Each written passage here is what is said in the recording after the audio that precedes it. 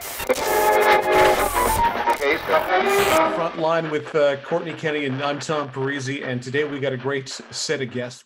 It's another fantastic episode of the Frontline podcast. I'm Tom Parisi, alongside, as always, Courtney Kenny.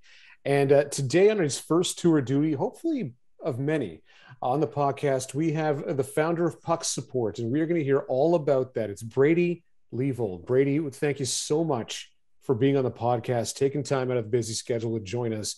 Usually we got some lighthearted situations going on here, and I'm sure we'll get there, but you've got a hell of a story.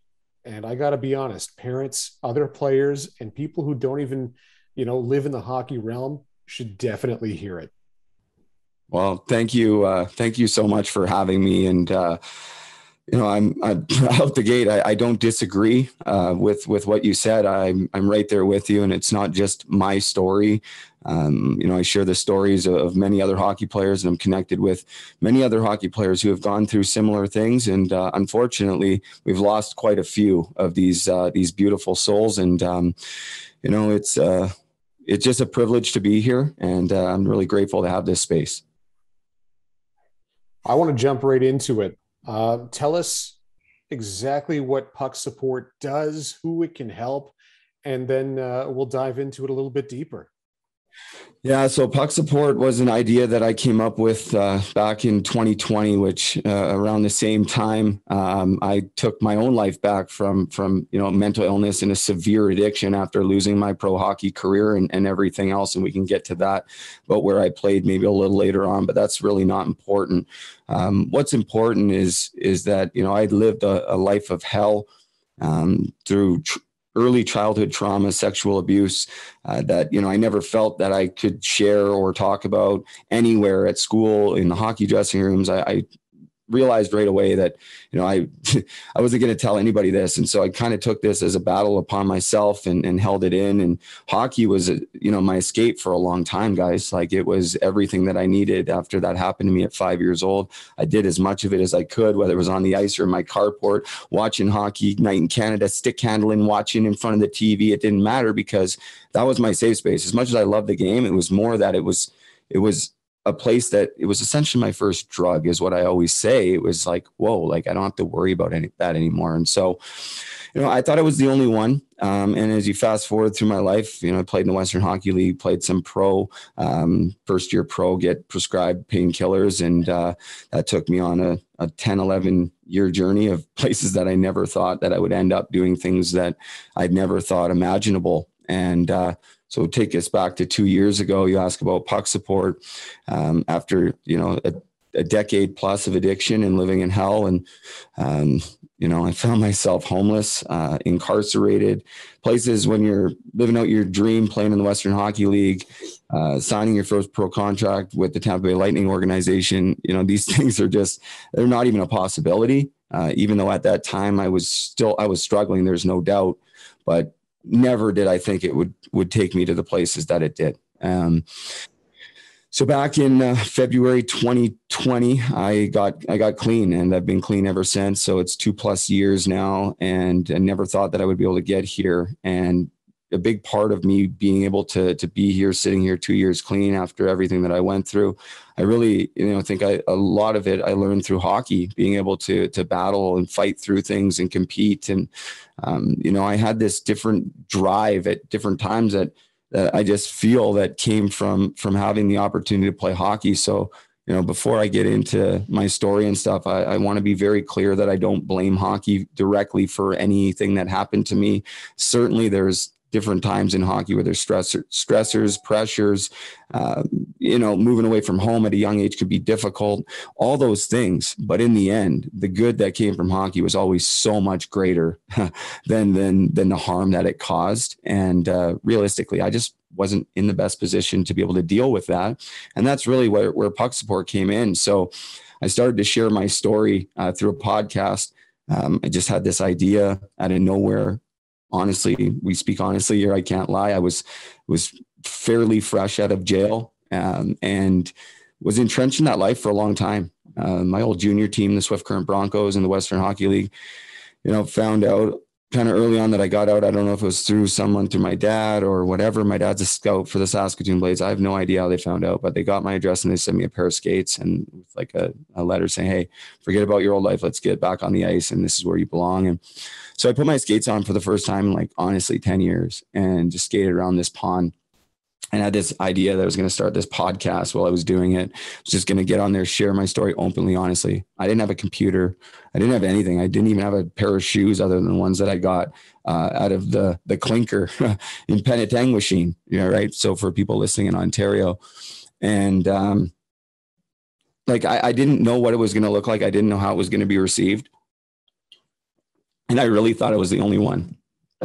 I found out real quick once I started to share my story that many players that I played with or against or from other leagues had gone through the same sort of things in that I did in my life, either as a child or while we were playing, having homesickness, all this kind of stuff.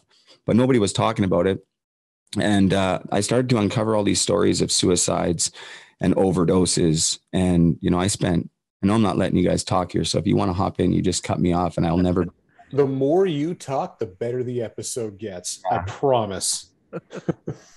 So I started to uncover these stories and they were just heart-wrenching. And of course, people know of some, right? We hear of the Rick Rippons and the Wade Belaks and the Derek Boogards. And the list goes on and on and on.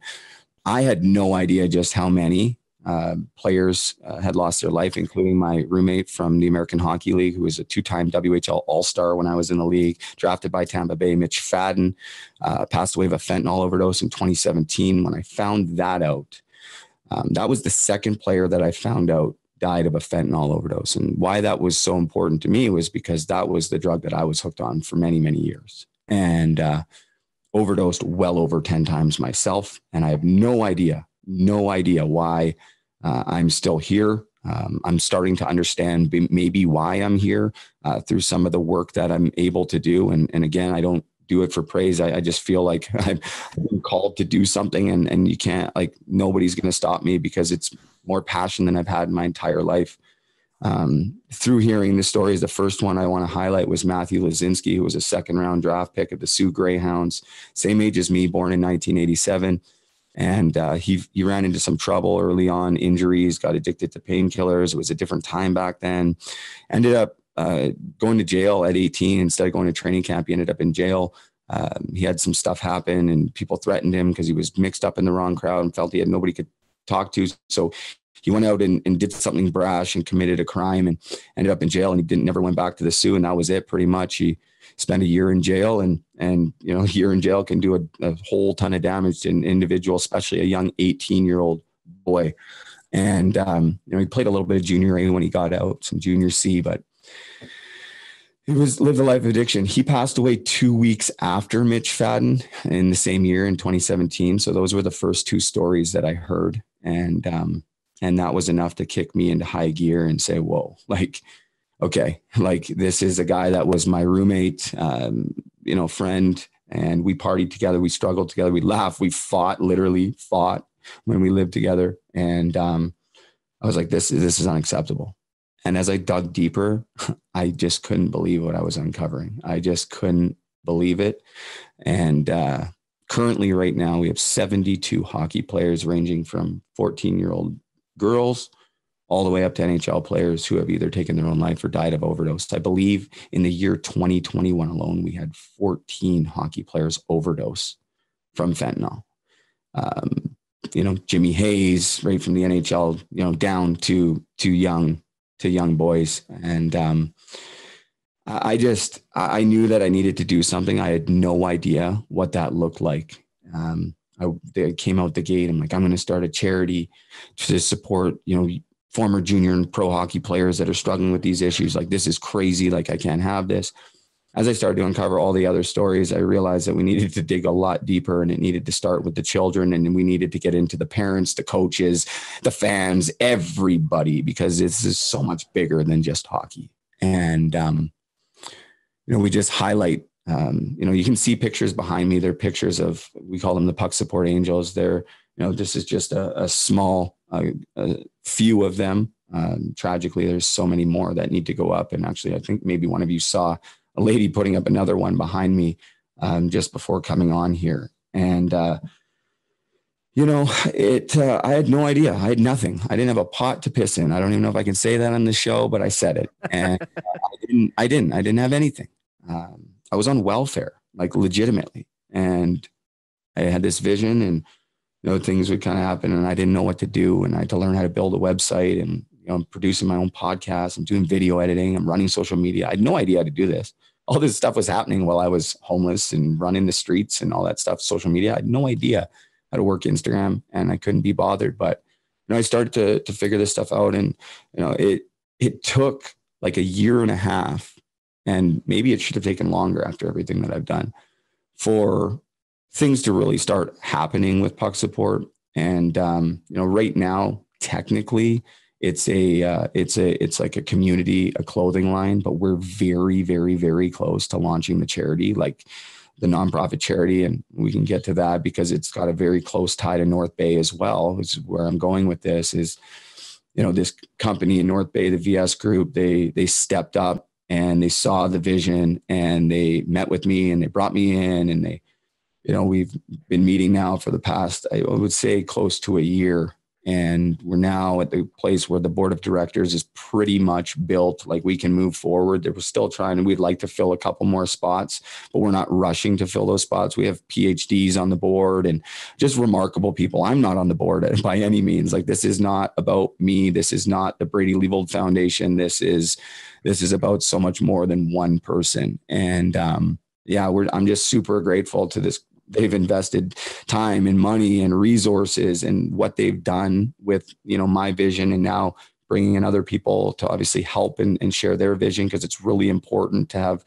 We've had kids in there, we've had parents, we've had former pro hockey players trying to pull from, hey, what can we do to make this better? Because no one person's experience will ever be the same, and you're never going to figure out one solution to handle everybody. So we need to look at a broader scale here. It can't just be a blanket that we're going to throw over everybody and say, hey, here's your answer.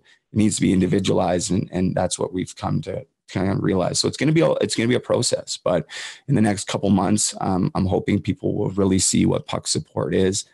The clothing line has gone unbelievably well. That was another thing I had to learn how to do. I legitimately ordered a heat press and a vinyl cutter, and you're looking at a shirt that, I've pressed myself. And quick story, Doug Gilmore's brother, Dave, who was in OHL, I guess was OHA back then, probably. Sorry, Dave. He's now in his 70s, whatever the league was called. He's a legend in his own right. Dave Gilmore, former prison guard at the Kingston Pen, took a liking to my story as well. And on his 70th birthday, he rode his bike 50 kilometers and ran 20 kilometers, 70 kilometers, raised money for Puck Support up in Kingston. Small fundraiser. He raised a couple $1,000s, and he sent it to me. And that was December. I guess that was December of 2020, January 2021, maybe. And so he sent me the money. He's like, I know it's not a lot, but maybe put it towards Puck Support that can help you. And I had no idea. Like, I had been talking to lawyers and trying to do all this, and I was like boots on the ground trying to figure stuff out, like how much it's going to cost. What do I got to do? Spun my wheels for a long time. And I knew that it wasn't enough to pay this lawyer that was telling me it's $10,000 to incorporate a charity. I'm like, geez, I don't even have $10. Like, I'm beat here, but I'm going to figure this out. Right. And Dave Gilmore sent me this $2,000, and I was like, well, I can't really do much on that side, the charitable side. Maybe I'll get a video done, but how far is that really going to go? One video, and it maybe out the gate, it looks great, but then what? Like, what happens after that? Like, how do I keep this going while I figure out how to bring people together and build a charity? Because I certainly don't have the resources to do it. And so I was like, hey, I guess I'll try to start a clothing line, because then at least people are wearing it. We put catchy messages, and it's gone extremely well. Now people all over North America and even Europe are wearing it. And I get messages all the time. People are stopping. They're like, what does that say? People are even recognizing it, flagging people down, being like, Puck Support, Puck Support, Puck Support. Like, and then they're sharing stories about their own mental illness or their addiction or a loved one they've lost or whatever.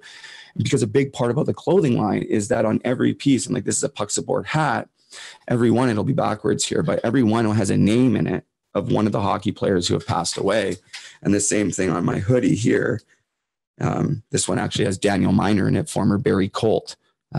He also passed away of a fentanyl overdose in 2021. His family has now become like family to me, and I never met Daniel, but their family are some of the biggest supporters we have in Puck Support, and they understand how it can happen, and they've felt the loss, and to have their support and honestly the support of so many families, right from the Probert family down, it's pretty remarkable. And people can argue, Bob Probert died of a heart attack, but we all know the life that he lived, and it's another tragic story. But like I said, it's not about me. It's about honoring, for me anyways, for me personally, it's about honoring those that we've lost, because I'm the one that's pressing these names like in the hoodies, right? And every time I press one of these things, I see my own name going in there, right? And I'm pressing Mitch's name. The one in my hat was my former coach from the ECHL, a guy I ended up in rehab with, actually, overdosed in 2015. This is my former coach. And another guy that I played junior B with when I was like 15 years old. He played in the BC Hockey League. I flew him out here just like a year ago. He left here a year ago, flew him out here. He was homeless on the street, could have had full ride scholarship to every school he wanted, but got hurt, got hooked on painkillers in like junior and had some injuries. And I found him. It took me like a year to find him because there was this video on YouTube about him being homeless in Kelowna. And I was like, wow.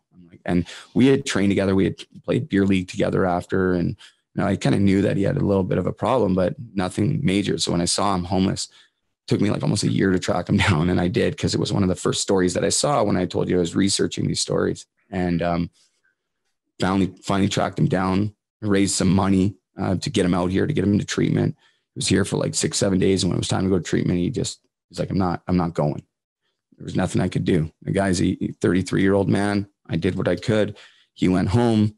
I got a call on Boxing Day this year that he died alone in a homeless shelter of a fentanyl overdose. And, on Christmas. So I found out on Boxing Day. And, this is a guy that, I tried to help and saw firsthand just how hard it is to deal with somebody in addiction. And I realized that the resources available, for me and for people like my friend Kevin, who passed away, and for many, it didn't work. Like, we all exhausted those resources. I went to rehab and detox more times than I can count, spent more months in the psych ward than I even cared to remember. And, it just seemed like nobody really cared.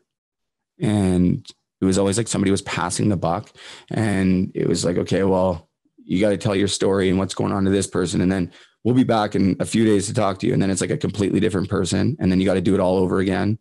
And then it's just like this constant cycle of like people not actually caring.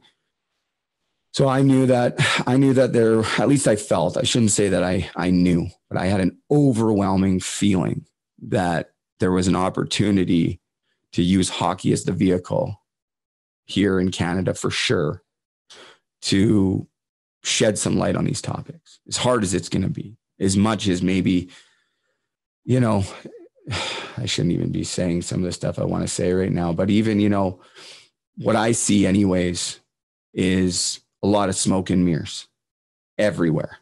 People talking, not enough action. And it's time for people to understand. And again, it's not just hockey players or hockey coaches or hockey teams or anything, people in general in society, to really understand that these are issues that will affect all of us, either directly or indirectly. I'm still yet to find somebody that can tell me that they don't know somebody that they care deeply about that hasn't struggled with a mental illness and or addiction. If somebody listening to this, please reach out and tell me, and I would cap it off at, 20 years old. If for sure anybody over 20 doesn't, hasn't had a friend, a family member, a loved one. And now more than ever, it's not just about having people that that have struggled or are struggling. It's now to the point that pretty much everybody knows somebody that has actually passed away. And so that's a major issue. And I'm really doing everything that I can on my end. And I know there's other people helping me. And I'm so grateful for everyone's support that has supported me from day one, when I was just a mess out the gate on this podcast, like totally rough around the edges, scrackly audio. And people embraced me and they supported me and they rallied around me. And what that did for me, it gave me my life back, and it gave me confidence. It gave me power. It gave me the belief that I didn't have to live that way anymore. And it gave me the belief that people legitimately cared. And that's what I was missing, right? Was obviously at the root of it all, it started with me. I had to get honest. I had to get vulnerable. I had to share openly and honestly. That doesn't mean on a podcast or a live video, but I had to let it out. Somebody else had to know, and I had to. And so that's what I did. But what I saw was like the community rallying around me, and then around Puck Support and around everything. And then I start to see other people rallying around each other. And now it's just like developed into this community of people like sharing and talking openly. And, you know, a lot of people looking for solutions. And that is like the next step for Puck Support, is how do we actually develop programs? And this is where like I'm hell bent on it.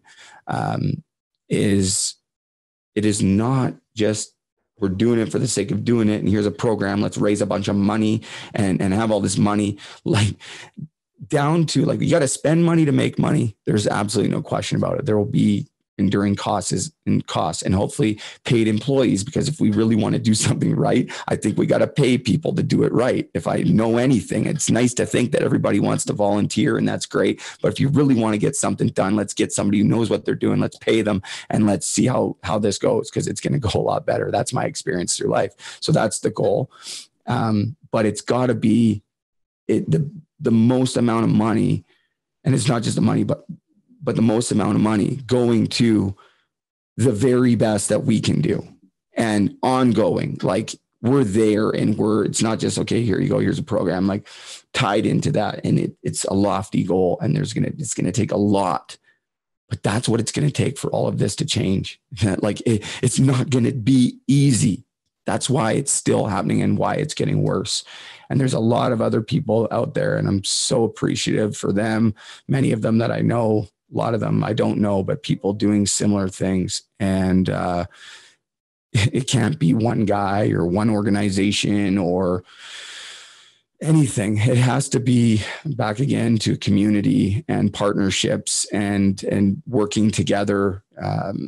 There's what I've seen, there's certain organizations in all different fields, but certainly in the mental health and addiction field, that they want to be the one size fits all. They want to be, quote unquote, the guy or girl, if you know, the man. I shouldn't say that because we're in 2022, but you guys understand what I'm saying. Like, and you know, I've had some conversations, and it's just like it's like, really, like, you guys clearly have no idea or any lived experience in any of this, because, you know, and maybe some of them do, but it's like, what is the root of all of this? Are we actually trying to help people, or are we just doing it because it's the right thing to do, or a buzzword or whatever? So, you know, there's definitely other people and organizations out there that are just doing incredible work that I look up to tremendously.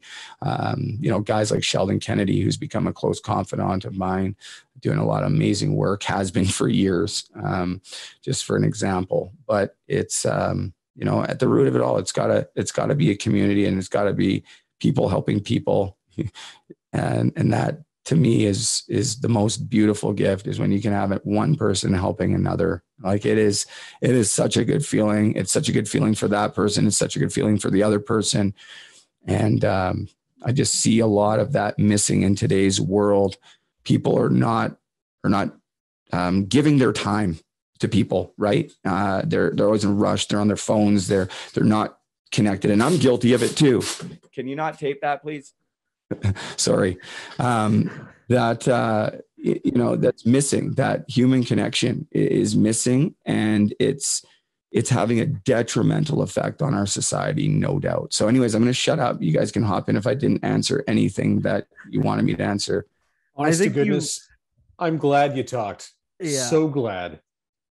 I think you, go ahead. I was going to say, I think you more than answered any questions that we might have had just on puck support itself. I do have to give the website a shout out. Was on it earlier today, checking it out. Of course, pucksupport.com. The merchandise on there is fantastic. And of course, your story is on there as well. Also another fantastic article written. This is where I kind of first found out the name Brady Leavold was one of the big reads on Sportsnet by Garrett Joyce. And that was a big one. And then of course, one of my good buddies, Ben Long, works for VS Group and stuff. And he's like, hey, we got this former hockey player working with us, Brady Leavold. Do you want him, come on the broadcast sometimes? I was like, where have I heard that name before? And I was like, oh my God, yeah, get him on the broadcast whenever he's around. So quite a harrowing story, but no, honestly, thank you so much for talking so much about puck support there. And it is a fantastic movement you guys have. I never really get a chance to really talk about it. It's not something that I get on my podcast and promote by any means. I do a little bit, but honestly, I feel like it's just, I don't know. I can't do it on my own show. I want it to happen naturally, but I just really think that it was a good place to do it. And I just get talking. So I'm grateful that you allowed me to share that. And again, the website, pucksupport.com. I built that website. I've hacked it together, and I'm thankful that VS Group, where Ben works, is working on a new website that will be a lot better. And honestly, the merchandise as well. I'm not going to be pressing shirts in the basement much longer. I already can't keep up. I've had to get my buddy here to help and stuff, and I'm super grateful for that. But it's getting to the point where we got to take that next step. And there's certain stores that have reached out and said, hey, we would love to carry your brand. And so now we're looking at, okay, well, now I got to go find an investor and a potential partner. Cause again, and so now I'm going down that road, and it looks like we may have one. So just take it easy. If you're looking at the website, just remember that a guy that had no idea what he was doing did all of that. Keep that in mind. Take it easy on me. I did my best. I did a wonderful job, better than anything I would have hacked together. I'll tell you that much. Yeah. And we're people who grew up during social media, so you would think that we would understand it, but we're absolutely terrible at making websites because we don't even have a website for us. We're just totally leeching off the North Bay Battalion purely. Hey, you gotta like that. It's pretty cool. I love that rink, like Memorial Gardens. I have a very I don't know, like a strong connection to that rink, if that makes sense to any hockey players listening. There's just certain rinks that you feel right at home, and it sort of has a swift current feel to it. And it was the rink that I skated on, like the actual first ice rink that I skated on after not skating for 10 years when I was up there with my friend Dan Spence, who's a goalie coach and does goalie camps and stuff up there, who brought me up. I reluctantly went because I didn't want to go. I felt like I shouldn't be around the kids. I was questioning myself. And if the parents find out, what are they going to think? Like, I had no teeth at the time. My teeth still come out, by the way, but I had no teeth. I didn't have anything. And I'm so glad I went. I'm so glad I went. North Bay is an incredible community. I've now met just some of the most amazing people. And I'm not just saying that. Like, I love North Bay. I'm actually considering moving up there. To be honest with you, with my family. So just young hockey players, now the battalion. I have a couple of buddies on the battalion. I had a chance to skate with the battalion actually at their billet skate last week when I was up there. So it was a lot of fun to be on the ice with them. And the GM took me in the dressing room and introduced me to the coaches and took me upstairs, showed me the room, which, and I never thought that I would ever step foot in like a hockey rink again, let alone be invited into, an OHL dressing room or whatever and have certain conversations. And hopefully, my hope is through doing that is that, I really strongly believe that, a guy like myself, and there's others like Aaron Snow and Richard Greenop, who played in the OHL, who are close friends of mine and who've gone through similar things and are lucky like me to still be here that really want to make a difference. But there's a lot of, people with lived experience, certainly in major junior hockey, pro hockey, that want to be a part of the solution. So my greatest hope is that, the leagues and the players, the parents, however it happens, somehow try to understand that this stuff is really important, and that, having a guy like me come in, and again, this isn't to boost my ego or anything. It's just being completely authentic and saying, hey, this is what happened. This is what, this is what could happen. These are the choices that I made, all that stuff, being vulnerable. Like I've done talks and motivational kind of speech things and group talks, and never once have I not had a player or coach or multiple people reach out to me after and tell me either they were abused as a kid, or that they're struggling, or that they've been experimenting and that they're worried, and that they've been drinking too much. And I've done junior A hockey teams and youth, like U18, 14 to 16-year-olds, and it's been a real privilege to do it. Like it's my favorite thing in the world to do, to be honest. I love it. And but it's sad, because I know that on the other side of either the screen or the eyes looking back at me, and especially if I'm in person and I can see it, I can pretty much pick them out of the crowd now, right? After kind of awakening and just seeing like all the signs that I would see in me now, that back, if I looked at me back then. And it's really alarming, but I have a lot of hope. I have a lot of hope moving forward. And again, I want to really highlight the fact that I don't have all the answers. I'm not, I never will. Nobody will, but I don't care to be like one guy trying to do all this stuff. I'm all about like, okay, who wants to help? Who needs help? Who wants us to help? How can we help? Right? Like that's where I'm at. I would do everything I do. And I always tell people this with like a bag over my face. I could care less if people knew who Brady Leavold was. I honestly could care less. It does not matter to me. What matters to me is that a significant change happens. And, I have goals of us making a significant impact in the broader scope outside of the hockey community. But I think, the way to do that, at least for what we're doing, is to use hockey again as that vehicle to really ignite that change and that conversation. Ending the stigma. We talk about ending the stigma of mental health. How about ending the stigma of addiction? And, this is something that was brought to my attention yesterday, and I'm kind of been holding back on it because I honestly can't even believe that it's a thing. But I read on I'm not going to say which leagues, it's not major, junior or anything like that, but one of the zones, provinces, be like Hockey BC, Hockey Alberta, Hockey Saskatchewan, those. I found two, and because I only looked on two because someone told me that this exists, I actually found on their website that for all their AA and AAA players, they must sign a contract that says they will not use drugs. And if they do, they are kicked off the team. And like, to me, like, I get it. Like, don't get me wrong. I get it. Like, I totally get it, but I don't get it. Like, to me, that is so backwards. It's not even funny. Like, it's one thing. Okay, there's consequences, but not even having a conversation about it. And you're just kicking a guy off the team. Well, you messed up. So see you later. Like, what? Like, good luck. Don't let the door hit you on the way out. We had that story happened in the OHL in 2014 with Terry Trafford, right? Similar story. And I'm not blaming anybody. I'm not saying anything, but it's public knowledge that he broke team rules. And I know I've dug into that story. So I know, and there's stuff that I would never disclose or whatever, but what's public knowledge is that he broke team rules and he was kicked off the team and nobody was made aware, his parents or anything like that. And he was feeling lost, and they found him 14 days later. Gone. And, again, I don't blame the team. I don't blame, he was played for the Saginaw Spirit. I don't blame anybody on that team, because at the end of the day, that's just the way things work. Like that was the culture of hockey. Could have happened anywhere. It wasn't, I saw it happen. I saw guys get the garbage bag treatment. Like, you show up and your stuff's just in a garbage bag. And it's like, okay, well, I guess I'm done here. I've seen guys get pulled off the bus, or, really embarrassing. Guys get dressed for warm up and then they're told they're not playing when they come off the ice for warm up. Like, why do that to somebody?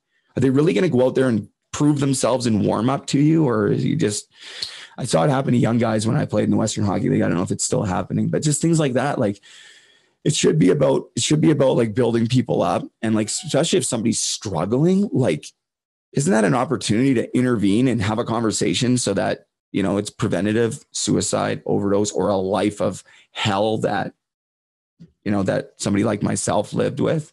I couldn't imagine what that would have felt like, to get kicked off the team. And it's happening because I was brought aware to me the story of it happening to an 18-year-old. He didn't even get to play his whole minor hockey career, showed up to the rink high on marijuana. He was 18 years old, said, get the hell out of here. And, you're off the team. He went into a psychiatric episode, ended up in the psych ward. When he came out of there, it was the end of the season. Like, this just happened. And they were going to get their rings. Like, if you play in the same association for like your whole career, you don't go to junior, but you play all the way through midget, you get a ring. It's like kind of like graduating out of the minor hockey association. This kid was told he couldn't even come get his ring with his team and celebrate with all the guys that he played with through minor hockey. It's like, this is happening in 2022. It's like, you cast him out. Why not? You should be bringing him in. Like, you should be trying to fare and saying, hey, like, we're here for you or whatever is their concern. And there comes a point where maybe, you can't help somebody, but just to outcast them without having a conversation or proper resources or supports in place is extremely dangerous. And I just hate to see it. So anyways, that's a little off topic, but just stuff that I like to We have a segment called Off Topic. Don't worry about it.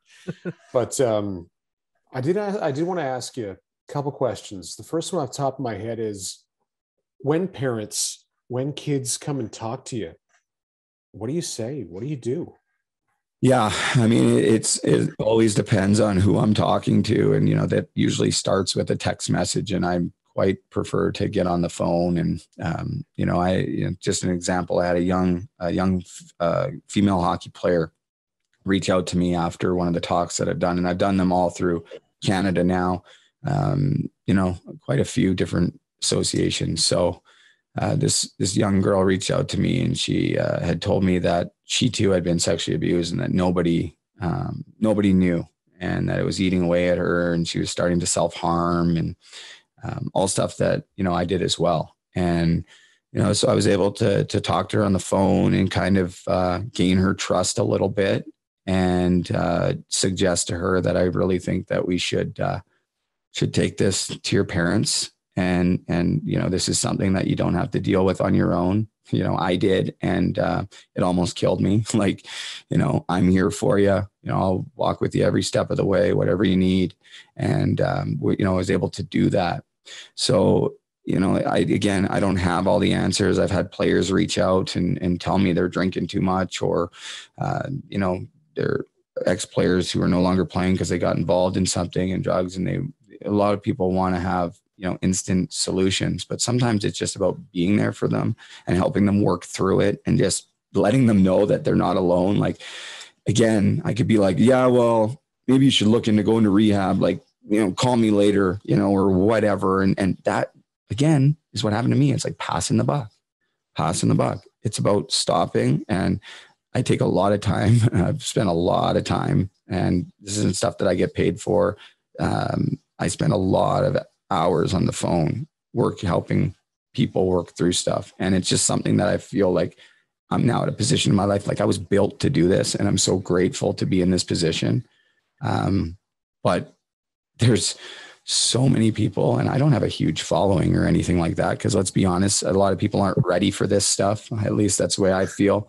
It just, that's never going to affect me until it does. And then you lose a kid, or you do whatever. So it's pretty naive to think that. Just a few quick stats here in Canada anyways is 1 in 4 people will be affected by mental illness. 1 in 4 will also be affected by addiction, and 1 in 6 boys will be sexually assaulted or sexually abused in their life, and 1 in 3 girls. So to think that it can't happen in and around your life, I mean, that's 25% of the people that we know are going to struggle with an addiction, right? Like, that's a pretty high number.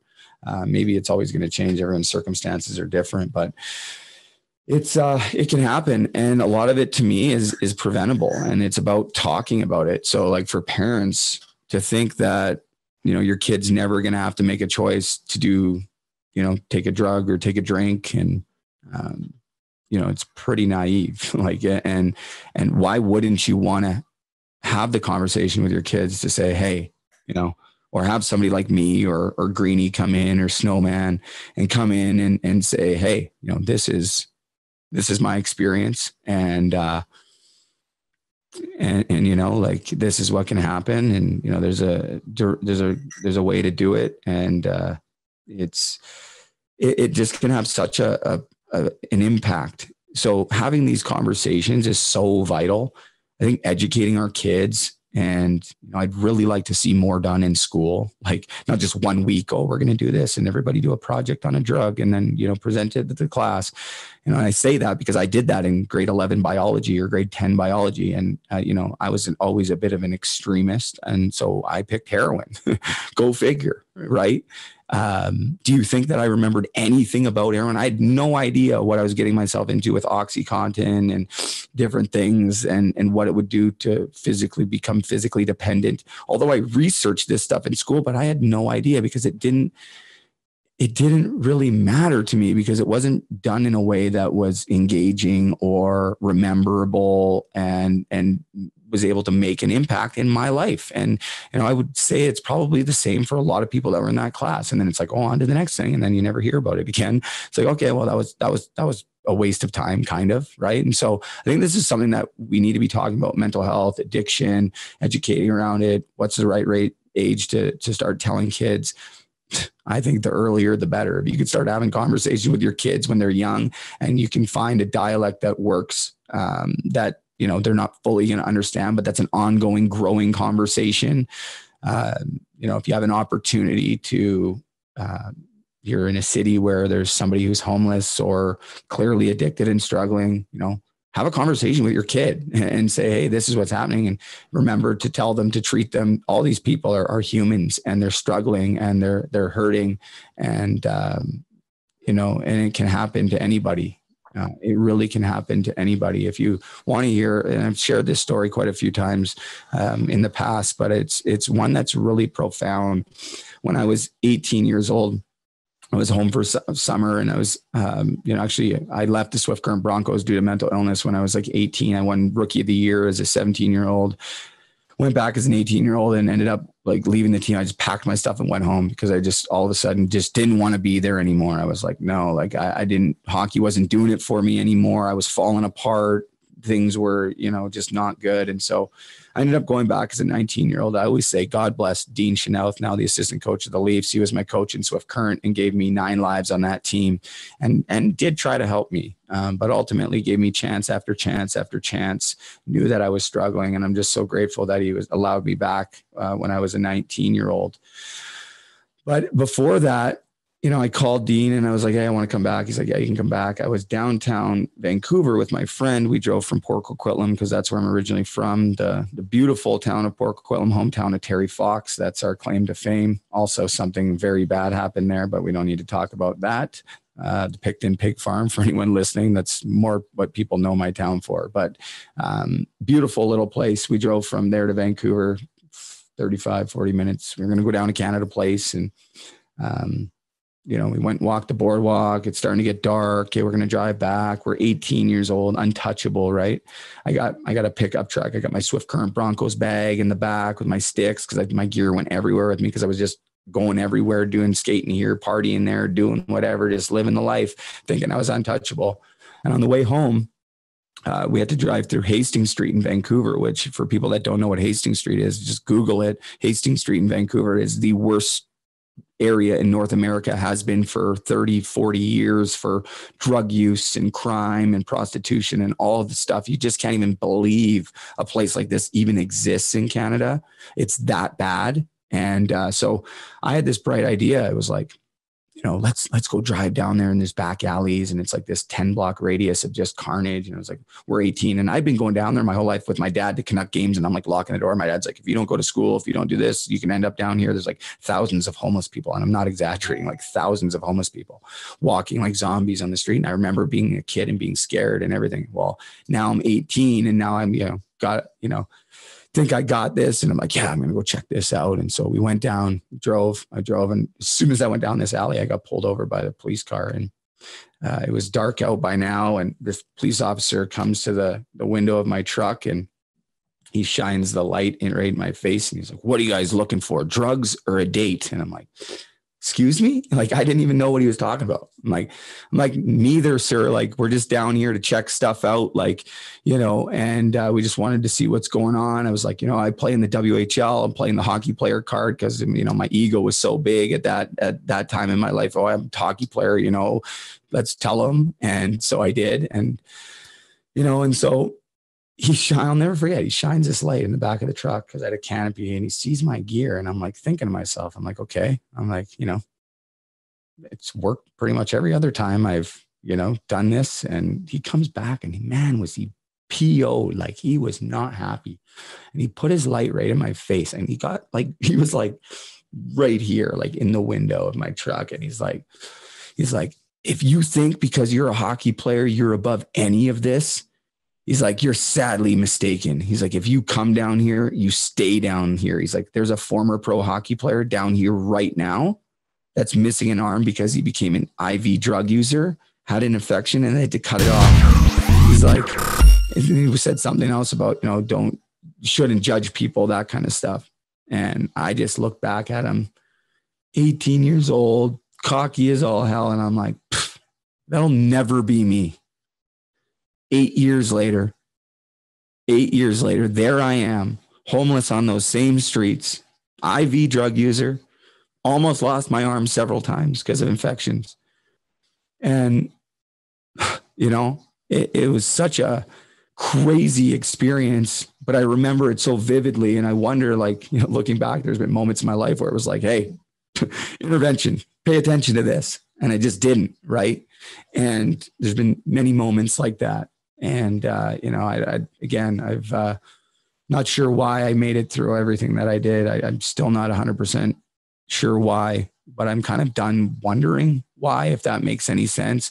It's, I found a purpose in doing what I'm doing. Through my podcast was the original start, and that got the idea of Puck Support going. And more than anything, it's the friendships and the connections and the people that I've met in this last 2 years that have really been just seemingly endless gifts that don't stop coming. And I was in a place that I had no hope. I didn't have any hope for myself. I certainly didn't have any hope for other people. I was blaming everybody for my problems too. And I'd given up like multiple times, and I was down and out about as far as you can go, living in a tent, sometimes not even having a tent.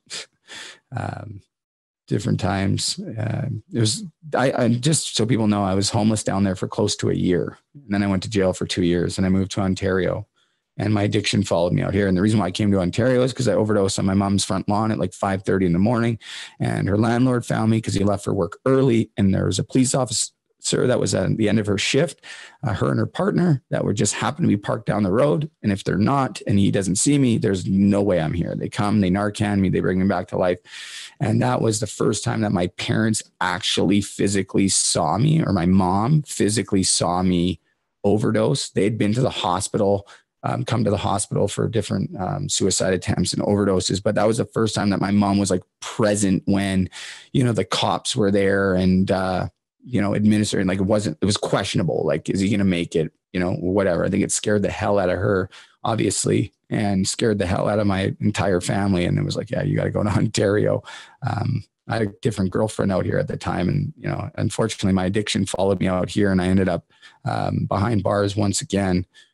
But I really think that, and it sounds so cliche, but I really believe that, everything that I went through was for a reason. It allowed me my eyes to open up to so much through pretty much every system that you could think of, with the exception of foster care. I've basically been there, and you name it, detoxes, rehab, shelters, welfare, methadone clinics, counselors, psychiatrists, like psych wards, like every jail. I've seen how the jail system doesn't work, and it's equipped me to be in a position to really shed some light on this stuff.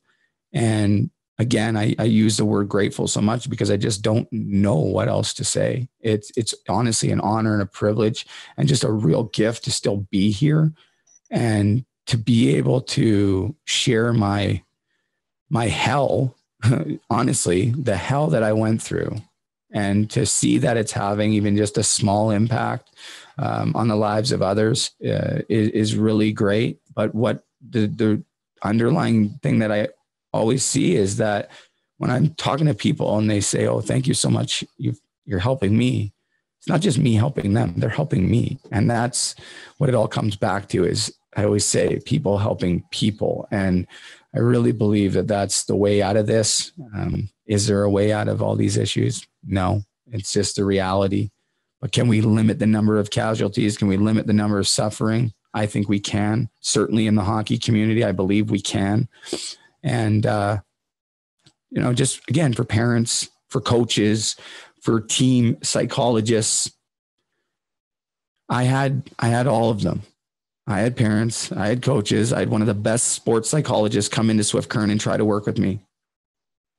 I wasn't talking to them. Like, they didn't know, they didn't really understand what I was going through. They would, and that's what I found is when you have lived experience, you can't beat lived experience. Like, you just can't. Like, when you can be relatable and or at least when I see somebody that's relatable to me, that like, that's where I get the connection. It's like, okay, like, this person understands, they've been there. They're not just reading it out of a textbook and then trying to come, manipulate me or put me on medication or whatever. And I don't want to say medication isn't the right answer, because for some people it is. And I think it's important to highlight through mental illness and addiction, there are many ways to go about treating any number of things. And that's something that I got lost in, because it was like, well, you got to do it this way, and this is the way. And it was like, oh, well, that didn't work.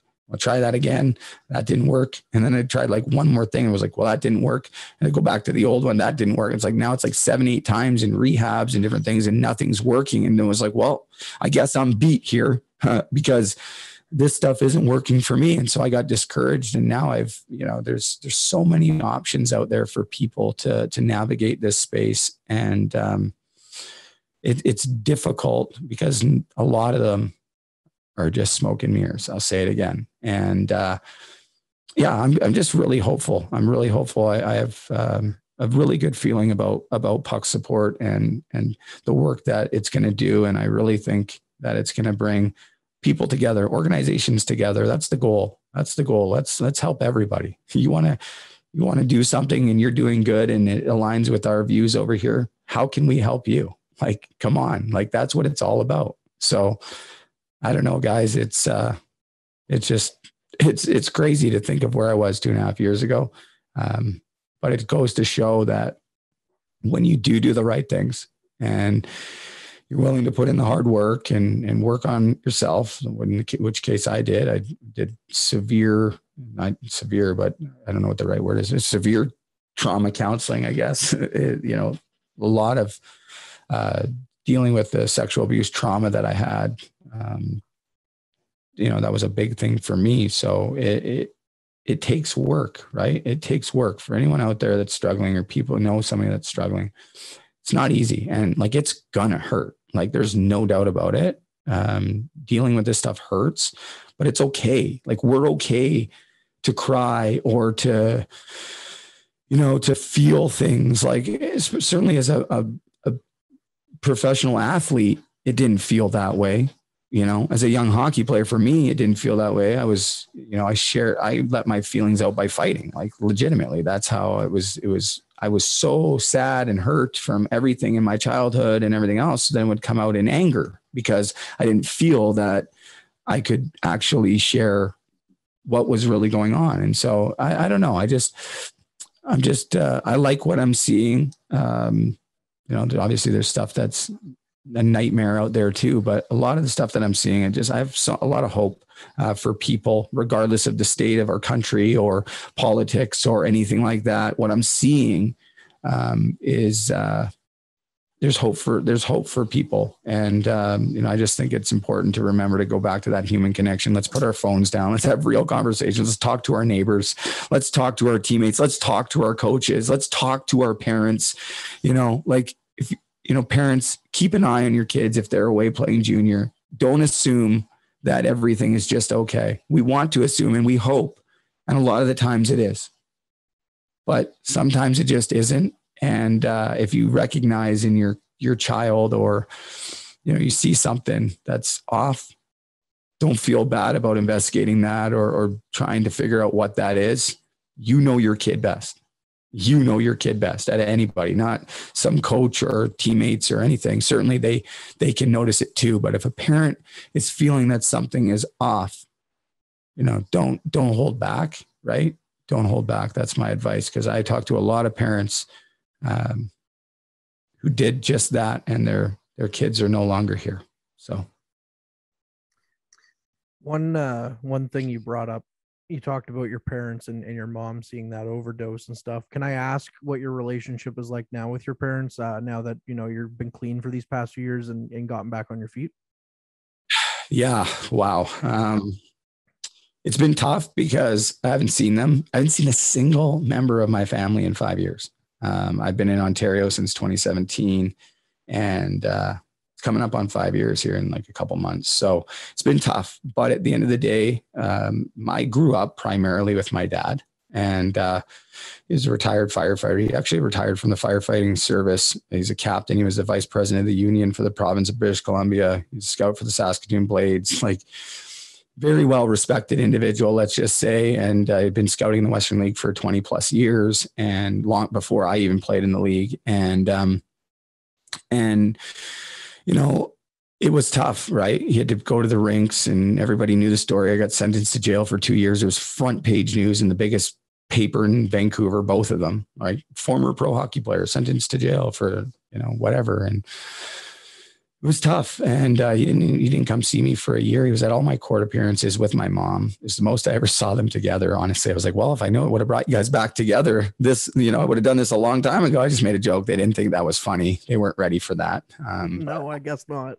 I didn't know how else to approach the situation because there was nothing that I could do to change it. Right. Sitting there behind glass, and you got the phone, and you're like, I remember the first time my dad came to see me, it was like, he was devastated. Like he was so devastated. And he actually had, like I said, retired from the fire service because he was going to so many overdose calls. He was traumatized that every time he was going to one of these, he was going to be me. And, he was down on Hastings Street paying people $5 here, $10 there, trying to get tips on me, rolling over overdose dead bodies, thinking it's me. Like it wasn't good. And I took from my dad, and lied and did a lot of bad things. We were best friends growing up. Today, I'm very happy to say that me and my dad are super close, even though I haven't seen him in a number of years. He's been on my podcast like 3 times. We've podcasted it out and shared our different stories, and going to get to see him soon, which I'm really looking forward to. My relationship with my mom has always relatively been the same. My dad was always my rock, but I'll tell you, when I was behind bars there back home for 2 years, she came every week, unrelenting every week, and was there. And I'll never forget that, even though, I blamed her for leaving when I was a kid. She sure stepped up when I needed her as an adult. So my relationship with my family is really, really great. Unfortunately, I have a couple of kids back in BC that I haven't seen in a number of years that I'm always working on. I've just accepted where I'm at with that. And there's nothing I can do except just keep doing what I'm doing and pray every night that the opportunity will arise for me to be in their life again. And, I know that by, not doing what I'm doing, and if I decide to go back, that will never happen. So the only chance for any sort of reconciliation with my children, and again, it's going to be on them, is for me to remain doing what I'm doing, and that's putting one foot in front of the other, and just sometimes it's moment by moment, right? It's you hear one day at a time. I'll tell you, one day could be a long time. A lot can happen in one day. Sometimes you just got to break it down one moment at a time, 1 second at a time, and it's okay. And I'm in a really good place. I'm really excited to go back to BC and see some of my family and friends. I'm doing that here in the next 3 to 4 weeks. I'm trying to line up some dates. So, I'm really excited to do that. I think I'm ready. I'm going to go down to Hastings Street with a group of people that, retired firefighters, other firefighters, like people my dad's friends with, a support system, and go give out sandwiches or socks or toothbrushes or whatever we can get our hands on, because it's really important to remember that there's people out there that are struggling. They're everywhere, in behind closed doors, at work, at hockey rinks, and certainly on the streets. And it's those people on the streets that I really want to remind people that they're people too, and they're homeless because they're struggling. I know North Bay has a every time I'm up there, it seems to be getting worse. And I've done some research into why, and they're sending people there for, essentially on one-way bus tickets. And, it can be a little bit hard for a community to take. And I understand that. It's not anything that we want around our kids or around, but at the end of the day, there's people out there that I know, I've met, who are just incredibly sweet, kind, talented people who just got a bad shake and didn't have support and didn't have it, like the stories, right? And it can honestly happen to anybody. If it could happen to me, it could happen to pretty much anybody. I really believe that. And it's just it's a sad state to see, but I just want to kindly remind people just to treat people with kindness, right? You don't have to go out of your way or whatever, but if an opportunity arises, just treat people with kindness and compassion.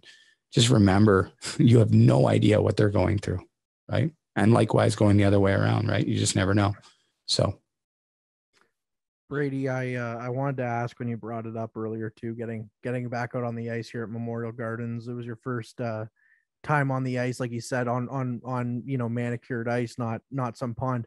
How good did that feel to have that ice underneath your blades once again? Emotionally, it felt amazing. Physically, it felt awful.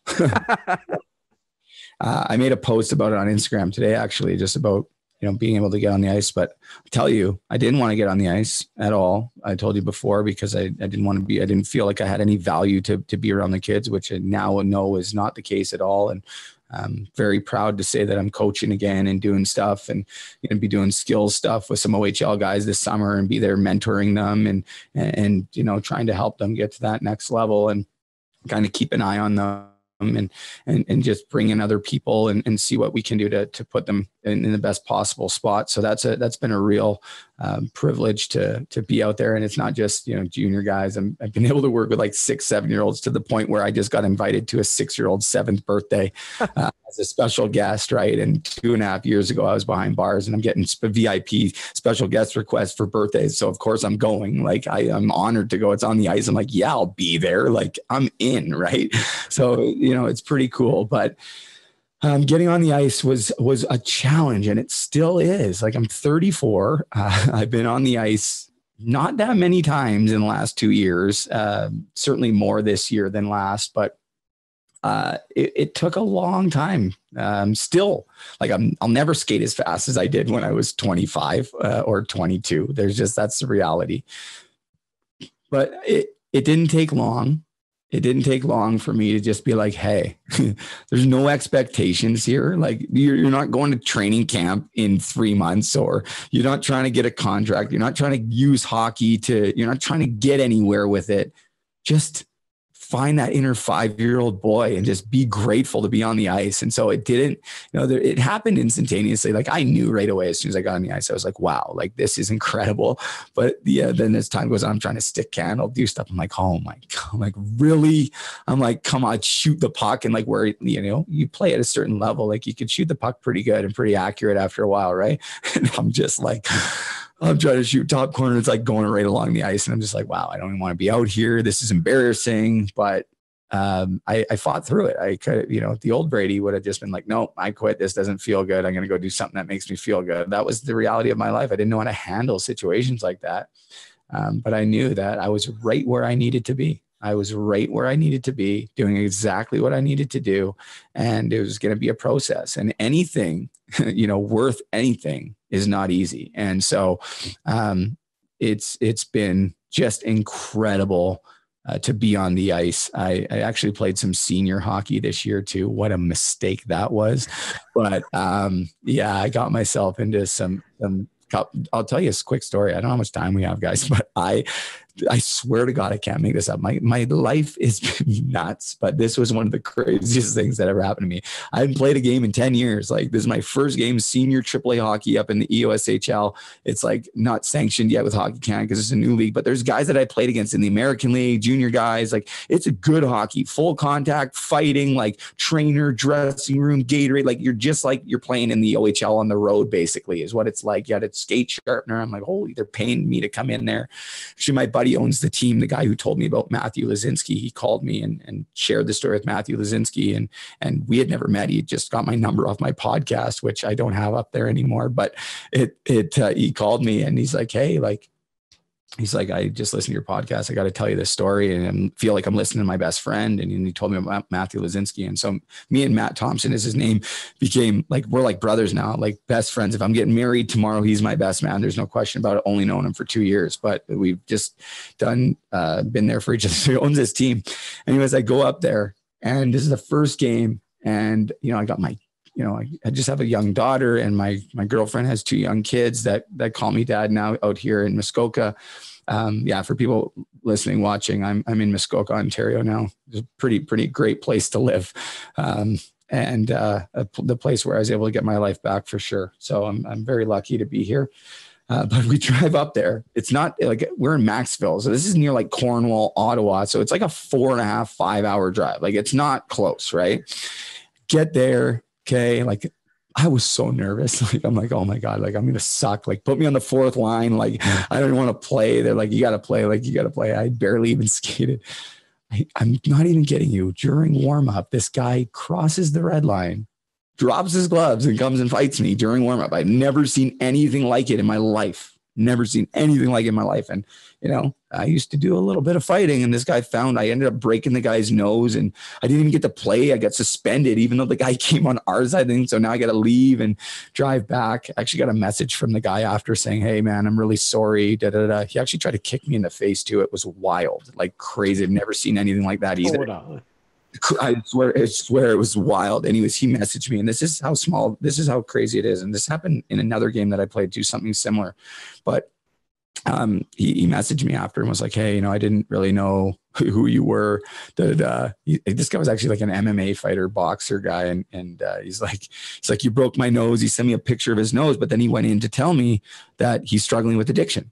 Like, he's addicted to fentanyl and he's addicted to whatever. And like, that's like, you know what I mean? And so now we've been able to talk a little bit, and that's a conversation that like never would have happened before, right? Like, that's not a conversation you're having, period, in a hockey dressing room.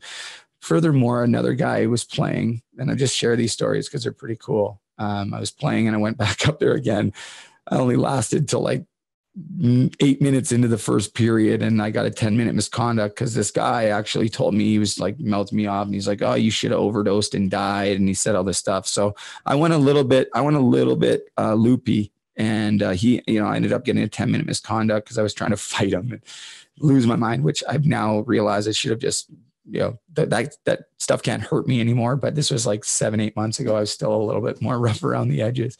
And so they kicked me out to the dressing room because there's only 9 minutes left in the first. So why sit in the box for, they send you to the dressing room. So my buddy wasn't playing again that game, the owner. He's like, yo, that guy got a gross misconduct. So I actually ran into their dressing room and just started lacing into this guy, like yelling at him and like, whatever, like, you're this, blah, blah, blah, blah, blah. And he ended up breaking down and crying and saying, I'm really sorry. I have no idea why I said this. My brother just intentionally overdosed and died 2 weeks ago. Next thing you know, we're hugging in the dressing room. We're crying. Next time I'm up there, we're going to go have lunch. I just haven't been a chance to get to Cornwall again because that's where we were playing. But, these are conversations like, another crazy one, quick one. We played in this 4-on-4 hockey tournament not too long ago here on the pond in Muskoka. It was incredible. There's 800 hockey players, different divisions. We put a puck support team in, and we all had jerseys of, I wore a jersey that said Fadden number 13 we had the overdose ribbon and the mental health ribbon on each side, puck support. Matt Thompson wore the Lazinski jersey with his number. We had Daniel Miner's best man from his wedding come play, wear Daniel Miner's jersey. Daniel Miner's brother-in-law played. He wore Daniel Miner jersey, and so on. We had a few other guys wear other jerseys. And anyways, the opening ceremonies for the whole thing. They had the bagpipes, the O Canada, right on Lake Muskoka in Gravenhurst in front of Boston Pizza. Like they got 20 rinks done out on the, just incredible. Growing up in BC, I never saw anything like that. I never got to be a part of anything like that. So it was awesome. But we were in the competitive division, and the organizer of the tournament kind of found out, what we were doing and my story. And he, was really, really good to us. And he's like, I want you to take the opening ceremony puck drop. And, you guys are going to play game one on the main rink right in front of Boston Pizza. You're playing the defending champs from the previous year. And, you can take the opening face off and you can speak at opening ceremonies if you want, and yada, yada, yada. So I go up to do this opening face off against a guy that I have no idea who he is. And, he leans into me. He's like, hey man, I love what you're doing. I'm 5 years clean and sober myself. That was a conversation that we had. Former junior A player in the OJHL, and had a few pros on his team. Another guy who's in recovery, and another one that I think now is in recovery after the tournament. So these conversations, like I would never expect to have that conversation, at a hockey rink, but this is what's happening and it's everywhere. And it's like, so why not have these conversations? I just wanted to share those stories because it was pretty cool moments just that have happened recently, but there's so many. I love it. All happening. Time is escaping us. Jesus, Moses, we've been on for a while, but I got to be honest. This is one of the best episodes I think we've ever done, mostly because we shut up the entire time. I can't say enough good things about what you guys are doing, about puck support, about how you changed your life, how you've changed many people's lives by simply breaking their nose or meeting them at a puck drop. I'm going to say it on behalf of the North Bay Battalion, Courtney and myself, thank you for keeping people honest, changing the way people see things, and knowing, giving people hope. There's a light at the end of the tunnel. Yes, there really is. And that's really important to remember. I'm just really grateful, guys, to you guys, to the battalion organization as a whole. It's I had the opportunity to sit up in the booth there and do a quick interview when I was at the game a couple Sundays ago or a week and a half ago, whenever it was. And pretty surreal. And it makes me emotional to think about it because it's been a long journey to get here, and I'm just unbelievably privileged. And the last thing I'll say is, and I mean this, I played on a line with Jamie Benn in Kelowna my last year in the Western Hockey League, captain of the Dallas Stars. Last time the NHL players played at the Olympics, he scored the game-winning goal for Canada. He won a World Junior medal, gold medal, and he's currently on a $76 million contract. I wouldn't trade my life for his right now. You couldn't pay me enough money to switch places with a guy like Jamie Benn. And that's no disrespect to Jamie. He's a great guy. You just couldn't do it. I wouldn't do it. I just wouldn't. So I don't take this stuff lightly, and I don't do this for money. I don't do this for acknowledgement or people to recognize me or give me props or any of that. I do this because I know what it's like to struggle. I know what it's like to feel alone. I know what it's like to feel hopeless. And I know what it's like to feel that, just that spiritual enlightenment almost, where it's over, where you're able to actually realize, whoa, you got a lot more power, a lot more strength, and a lot more courage than we could have ever imagined. And I'm no different than anybody else. We all have this within us. And so, I just, again, privileged, honored to be here, guys. If I don't shut up, you'll never get me off here. But anytime there's anything I can do for any one of you guys individually, people around you, the team, parents listening, players, anybody, I'm very accessible. Easily find me, pucksupport.com, or on any social medias at pucksupport. I'm currently running those social media accounts, not for long, but my personal Instagram is at mental health hockey, all one word. That's the best place to reach me right now, or email brady@pucksupport.com. And I mean it. If someone hears this and you feel like you want to talk, or you want some more information, or there's a way that I can be of service, don't hesitate to reach out. You're never bothering me. The website again is pucksupport.com. We want to say a absolute huge thank you for sharing your story and anything else in between. We're going to have you on again because you deserve a second tour of duty on the Frontline podcast. That's for damn sure. And we're actually going to end the podcast a little bit differently today. So if you're watching if you're watching this on your TV, you can watch it all on YouTube. That's where we broadcast our games as well with Courtney and friends, our producers, Ben and Ben. Thank you so much for keeping us awesome, keeping us safe, and making us sound fantastic. Find us on Spotify, Apple Music, and Google Podcast. And I think for the first time ever, I'll say it this way. This is the Frontline Podcast, and we're going to do it again sometime.